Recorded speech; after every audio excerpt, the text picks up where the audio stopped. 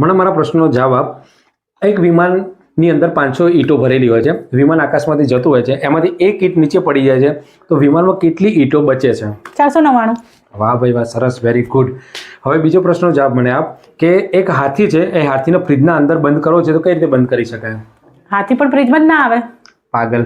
ફ્રીજનો દરવાજો ખોલો, હાથીને અંદર બેસાડો, ફ્રીજનો દરવાજો બંધ કરો એટલે હાથી અંદર બંધ થઈ જાય છે. હવે મારે જીરાફને ફ્રીજના અંદર બંધ કરવો તો કઈ રીતે બંધ કરી શકાય?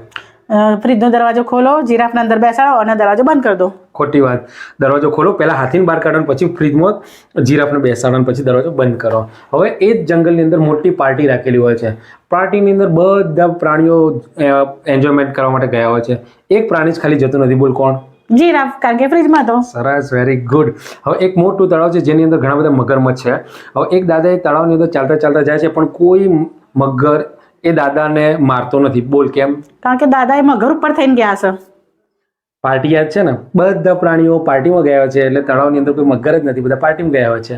હવે એ દાદા તળાવ આખું ક્રોસ કરી લે છે, ક્રોસ કરીને બહાર નીકળે છે તો એ દાદા મરી જાય છે. બોલ કઈ રીતના?